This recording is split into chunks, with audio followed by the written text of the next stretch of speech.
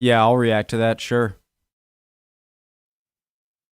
Hey guys, is this the sort of ceremony and speech that's given every time there's a new prime minister? Like they whip out the whole ceremony, king and queen there in dress. Um, all right, so Keir Starmer, King's speech. Let's go, guys. My lords Please and watch members with of the me. House of Commons. Right, My lords and members of the House of Commons. My government will govern in service to the country. My government's legislative programme will be mission-led and based upon the principles of security, fairness and opportunity for all.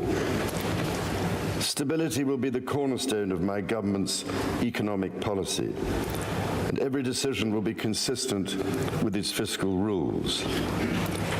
It will legislate to ensure that all significant tax and spending changes are subject to an independent assessment by the Office for Budget Responsibility. Bills will be brought forward to strengthen audit and corporate governance alongside pension investment. Securing economic growth will be a fundamental mission. My government will seek a new partnership with both business and working people and help the country move on from the recent cost of living challenges by prioritising wealth creation for all communities. My ministers will establish an Industrial Strategy Council. It is my government's objective to see rising living standards in all nations and regions in the United Kingdom. My ministers will get Britain building, including through planning reform, as they seek to accelerate the delivery of high-quality infrastructure and housing. They will also pursue sustainable growth by encouraging investment in industry, skills, and new technologies. So is King Charles reading something from Starmer, or is this what he's just usually says on these occasions about himself? I'm sort of confused there. Investment in industry, skills, and new technologies. My government is committed to making work pay and will legislate to introduce a new deal for working people, to ban exploitative practices and enhance employment rights. It will seek to establish the appropriate legislation to place requirements on those working to develop the most powerful artificial intelligence models. My government believes that greater devolution of decision-making is at the heart of a modern dynamic economy and is a key driver of economic growth. And my ministers will introduce an English devolution bill. Legislation will be introduced to give new powers to metro mayors and combined authorities. This will support local growth plans that bring economic benefit to communities. A bill will be introduced to allow local leaders to take control of their local bus services. My ministers will bring forward legislation to improve the railways by reforming rail franchising, establishing Great British Railways, and bringing train operators into public ownership. Taken together, these policies will enhance Britain's position as a leading industrial nation and enable the country to take advantage of new opportunities that can promote growth and wealth creation. My government recognises the urgency of the global climate challenge and the new job opportunities that can come from leading the development of the technologies of the future. It is committed to a clean energy transition, which will lower energy bills for consumers over time. A bill will be introduced to set up Great British Energy, a publicly owned clean power company headquartered in Scotland, which will help accelerate investment in renewable energy, such as offshore wind. Legislation will be brought forward to help the country achieve energy independence. Sorry. Legislation will be brought forward to help the country achieve energy independence and unlock investment in energy infrastructure. A bill will be introduced to support sustainable aviation fuel production. My government recognizes the need to improve water quality, and a bill will be introduced to strengthen the powers of the water regulator. Guys, so energy independence for a country just means your country has the ability to supply all of the energy, gas, oil, electricity, all of the energy by yourself, all of it that you need. And I wonder how many countries around the world have that. I'd assume the ones with the bigger land areas. The powers of the water regulator. My government will seek to strengthen the border and make streets safer. A bill will be introduced to modernize the asylum and immigration system, establishing a new border security command and delivering enhanced counter-terror powers to tackle organized immigration crime. Legislation will be brought forward to strengthen community policing, give the police greater powers to deal with antisocial behavior, and strengthen support for victims. Measures. My ADD is good. There are way too many things here in such a small frame that I'm trying to look at it all and want to ask questions. Like, what is this? What is this? What I know that. What is these? What I got a freaking will strengthen support for victims. Measures will be introduced to improve the safety and security of public venues and help keep the British public safe from terrorism. My government will bring forward plans to halve violence against women and girls. My ministers will seek to raise educational standards and break down barriers to opportunity. Action will be taken to get people back in employment following the impact of the pandemic. A bill will be introduced to raise standards in education and promote children's well-being.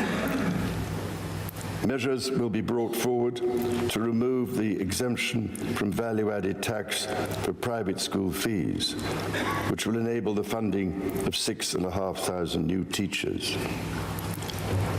My government... Private schools meaning the opposite of over here? Of 6,500 new teachers.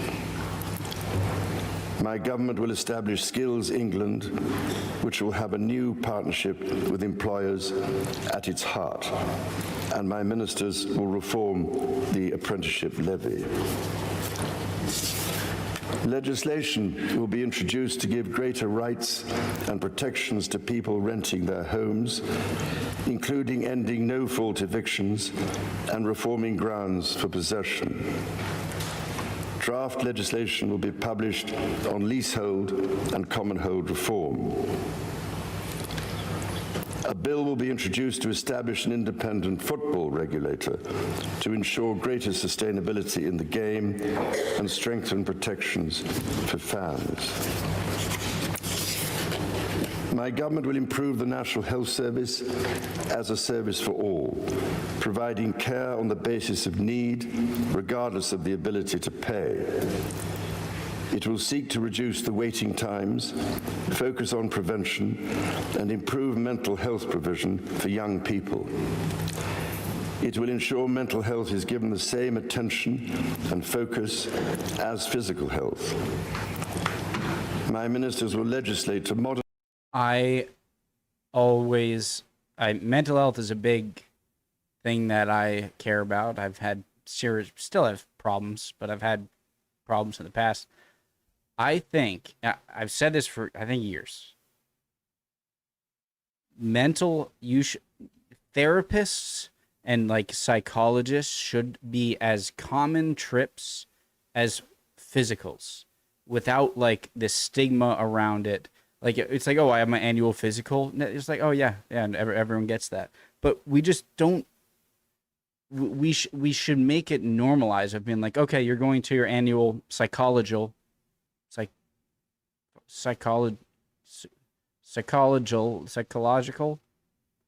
the same thing. Just be like, how you doing? How you feeling? People sometimes feel differently. Your brains can be different. Talk about it so you know that you're not weird or abnormal or whatever. As physical health, my ministers will legislate to modernize the Mental Health Act so it is fit for the 21st century. A bill will be introduced to progressively increase the age at which people can buy cigarettes and impose limits on the sale and marketing of vapes. My ministers will also legislate to restrict advertising of junk food to children, along with the sale of high caffeine energy drinks to children. A draft bill will be brought forward to ban conversion practices. Conversion? My government will take steps to help rebuild trust and foster respect. Legislation will be brought forward to introduce a duty of candor for public servants. A bill will be introduced to establish a statutory Armed Forces Commissioner to act as a strong, independent champion for our gallant armed forces and their families. Legislation on race equality will be published in draft to enshrine the full right to equal pay in law. My government will strengthen its work with the devolved governments in Scotland, Wales, and Northern Ireland, so that the best outcomes possible are delivered for citizens across the United Kingdom. My ministers will establish a new Council of the Nations and Regions to renew opportunities for the Prime Minister, heads of devolved governments, and mayors of combined authorities to collaborate with each other. My government will continue to support the political institutions and devolved government in Northern Ireland. In consultation with all parties, measures will be brought forward to begin the process of repealing and replacing the Northern Ireland Troubles Legacy and Reconciliation Act 2023. Measures to modernize the Constitution will be introduced, including House of Lords reform, to remove the right of hereditary peers to sit and vote in the Lords. My ministers will strengthen the integrity of elections, remove the right of hereditary peers to sit and vote in the Lords. My ministers will strengthen the integrity of elections and encourage wide participation in the democratic process. The government will propose a modernisation committee of the House of Commons, which will be tasked with driving up standards, improving work practices, and reforming procedures. I've said in a few past videos that, one of the things, I don't like the hereditary nature of the House of Lords, but I'm not British. So it's not a suggestion. It's just something that I wouldn't like, But I want Brits to decide that on their own. Improving work practices and reforming procedures. My government will ensure a strong defence based on the North Atlantic Treaty Organization's common values of individual liberty, democracy, human rights, and the rule of law. Its commitment to NATO will remain unshakable. It will maintain a strong armed forces, including the nuclear deterrent. To ensure that the United Kingdom's defence capabilities are matched to the changing nature of global strategic threats, my government will conduct a strategic defence review. My government will continue to give its full support to Ukraine and its people, and it will endeavor to play a leading role in providing Ukraine with a clear path to NATO membership. My government will seek to reset the relationship with European partners and work to improve the United Kingdom's trade and investment relationship with the European Union. My ministers will seek a new security pact to strengthen cooperation on the mutual threats faced by the United Kingdom and the European Union. My government will play its part in trying to secure long-term peace and security in the Middle East. It is committed to a two-state solution with a safe and secure Israel alongside a viable and sovereign Palestinian state. Later this week, my government will host the European Political Community meeting at Blenheim Palace. The Queen and I look forward to our visit to Samoa alongside the Commonwealth Heads of Government meeting in October and our visit to Australia. Members of the House of Commons, estimates for the public services will be laid before you. My Lords and members of the House of Commons, other measures will be laid before you. I pray that the blessing of Almighty God, members of the House of Commons, other measures will be laid before you. I pray that the blessing of Almighty God may rest upon your councils. My Lord. So one thing, maybe it'll answer in the comments. Those smiling, giggling MPs. What, when he said something about football. Sorry, football. The King's speech must be the voice of the government in power. I think it was easier for the monarch to read this speech than it has been to say the words, my government, over the past 14 years. What does he mean by that? The voice of the government in power. I think it was easier for the monarch to read this speech than it has been to say the words, my government. Huh? This kind of leads to one of my questions. Was the king reading on behalf of, like, Starmer's, pledged agenda as during his prime ministership? Or was it more of just the king? Did the king have any? Was the king writing that at all, or was he just reading on behalf of the government? Because if the king was writing it without, Starmer's whatever, then that seems a bit strange. But I get the other way around. Ooh. All right.